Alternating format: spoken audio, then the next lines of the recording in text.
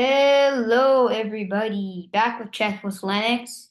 Before I start, I want to show some pride. DC Speed, DC Speed track and field. Yeah, I'm running track now. Okay, let's get right in. This is the tournament game I played in a tournament recently. As you can see, it's round 4, and let's get right in. I'm just gonna tell you about the game, see what I was thinking, and yeah, so let's go. I'm black, he's white. Starts at E4. I'm a Sicilian player, as some of you guys know. And I play C5. He played knight C3. I played knight C6, which is my normal variation. F4. Don't usually see this move though. I don't usually see it, but I sometimes see it. So yeah.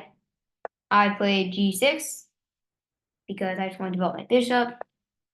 He played bishop E5, trying to trade his bishop for my knight, make my like that knight is usually pretty good in this opening, and um he also wants to just like double my pawns. Natural. I played bishop G7. Honestly, I do not care. He played knight F3, developing his pieces, getting ready to play D4, castles, king. I put A6, kicked the bishop, traded. I took back the B pawn to get 5 pawns in the center, while he, meanwhile, has won 4. And the F, E, the D, and I have 2 C pawns. He has.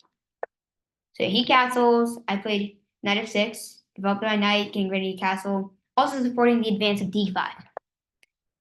He played D3 natural, just trying to get his bishop into the game. So yeah, I just castled right here. Normal. He played queen E1. This is a very tricky move. At first, I thought he was thinking of something like queen H4 and maybe and like trying to get attack there. I thought he might want to play like E5 and get a giant snowplow there. So I played D6 to stop that. So he went to the other plan, queen H4, trying to put pressure on my king. So I played queen D7. I think you guys see the idea, trying to play queen G4. Probably not the most effective way, because he can just play H3, and completely fine. So that's why he played H3. And I played H5. Might not be the best move, but I think that it's a good move because it's stopping the advance of G4, and that's, to me, is pretty crucial. He played knight G5, trying to dive his 95 position and maybe get some sort of attack on my king. I played knight to H7. That knight is extremely strong. I'm trying to get rid of it at all costs. So he played F5, trying to strike down my king. I quickly threw in check. Now he played king H1. King H2 is a massive blunder because in some variations his queen goes to G4, G3, and that could get pinned someday. So he played king H1, and I played bishop F6 to try and pin his knight and put PP on the PP for my turn. Some of you guys know him as Mike Klein from Chesskid and chess.com. It means put pressure on the pin piece. So he played queen to G3 to get out of the pin. I played bishop to B7. Some of you guys might have no idea why I played this move. And, well, just let me tell you why. I played this move, whoopsie.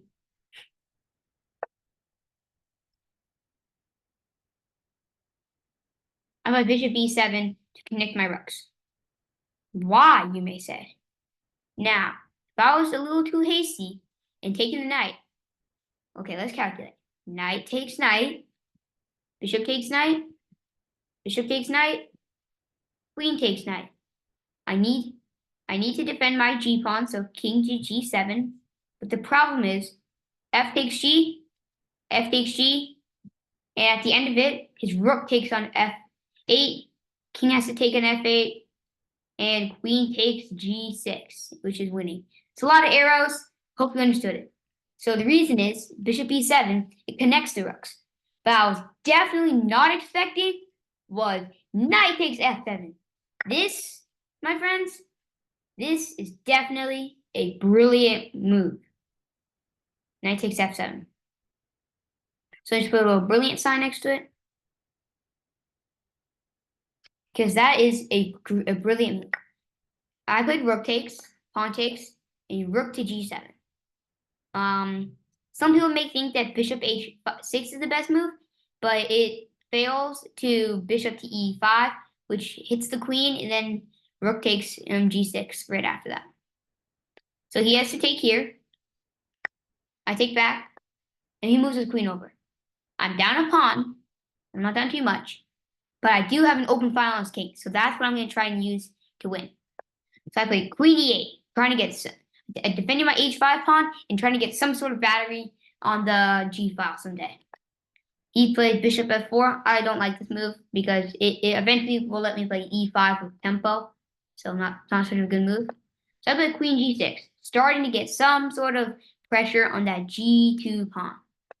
He plays rook f2, not a necessary move, but well, doesn't matter. I put more pressure. And he played knight e2. Honestly, I'm not really sure what he's going for right now. I think he's trying to reroute his knight to maybe g3 eventually, but doesn't matter. I played bishop c6. I want to take the b2 pawn. Well, actually, it looks like I want to take the b2 pawn without my bishops getting tangled up, as I like to say. But the real reason is to try to get something going with bishop to g4, try to sacrifice that bishop. So he plays this unnecessary move, c3. Honestly, I don't give I don't really care about his b pawn. It's unimportant. I put e5 to kick the bishop. He played bishop h1. Honestly, this is a very blockading move. I would have much preferred bishop to d2 because that seems like a better square for it. So I played rook f8. Time to do some tactics. I'm gonna try to discard attack his queen. Yeah, and I'm hoping that works. Here, giant blunder. Just a little blunder sign. This is a huge blunder thanks to a good tactic I found, and quite hard. But the problem with this move is that first of all, it wastes time. I'm not trying to attack your pawn again. The best move is probably just like knight to g3, even, just to give the queen some love. Because as you may notice, my bishop can't really go anywhere. It can only go to e7, which is what I played. So this move is completely unnecessary. And a better move was just knight g3, and then he'd just be completely fine. I'm a pawn, and my attack is kind of dissipated. So I played bishop e7. Now he's in a little bit of a pickle. His queen's technically trapped, unless he wants to sacrifice material. So he played queen e3. Queen to g3 fails because of queen h6, discard attacking on the queen, and the queen is trapped. So he has to play queen here. But then boom, bishop g5, trapping the queen. He can play queen to g3, but then h4, and that queen is trapped. GG, set him up, play again. That's game over. So he had to sacrifice his bishop. Then I took my pawn to try and conserve the right to have my bishop, and he played queen over. If knight takes, I was going to play bishop takes, and after rook takes, queen takes, bishop takes h3, if pawn takes h3, queen takes g1, checkmate. So he played queen f3, and then oh yeah, that's the end of this. So in the game, this is where I stopped notating. I got pretty low on time. So in this position, I ended up sacrificing my bishop, and it ended up being enough. So yes, in this position, I played bishop here, and he felt the need to move his rook back right now. So then I played, wait, no, I did not play that. My bad.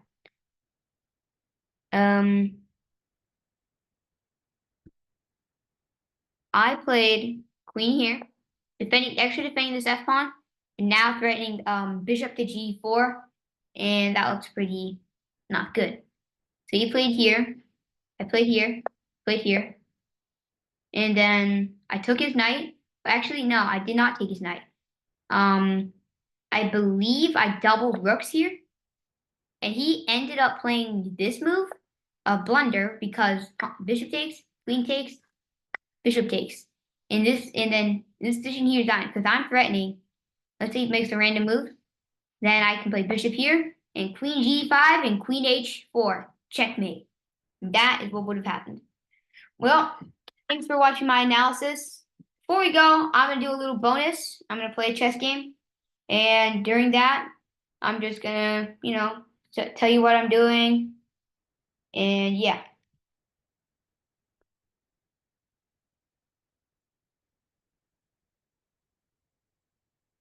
I just want to sign in quickly. And okay, and I'm logged in. Time to play. My brother's right there. He's playing a chess game right now, so it's kind of like simul, two games at once. Okay, let's get this game going. Waiting for a match. Okay, I'm against a 1667. Shouldn't be too hard, but many of these guys are underrated. Let's go. Hope you guys like my pieces. I think personally, I think they look pretty nice. But let's get it. Yeah, so let's get it. Is he even gonna move? Okay, he did. This is the classic English, you know, quite simple. Okay, he wants to trade quick, early. I'll go with that. Okay. This position I usually just play G3, going with the plans. Okay, just gonna develop quickly. Yeah, I play knight f3, get rid of castle, and push my d3 pawn up, and then move and develop my bishop, and get those pieces into the game. So yeah, castle. See what he does. In this position, I might even play d4, just to like strike in the center, depending on what he does. Okay, d4 it is. In this position, I have many ideas of trying to eventually play knight to e5 and get something like that. Okay, stop this. I'm gonna try to get some space on the queen side with a3, b4, depending on what he does. Okay, he did not stop it. That's unusual. Okay, I'll just play it. Now I have lots of space. My bishop can actually do something. And once I continue just moving my pawns there, looks like a pretty good position to me. Okay, let's see what he does. Okay, he moves his knight back. Looks like he's trying to play something like c6. Well, let these puppies rolling. Room, room, room. Yes, I do have defenders. So let's see what he does. Expected. Actually, I have two ideas right here. First, let me tell you. So as you can see, the materials are equal, and the kings look pretty safe. I have more space because his pieces are really cramped back here. Yeah, they're forming this little mini triangle of nothingness. So yeah, that's not doing very well. I have a good space advantage on the queen side because my pawns are moving up the board. My pieces are doing more, as you can see. And I have three different candidates. I can play pawn takes. I can play rook b1, try and get something after knight takes. I can play a4. I'm not really sure I should play pawn takes because after knight takes, this a pawn on a3 is pretty isolated. And I don't exactly have very many good moves with my position, and it just looks defeating. Rook b1, I don't like it too much. Hangs the a3. Well, it makes the a3 pawn quite weak. I don't really get much out of it. So I'm gonna go with a4.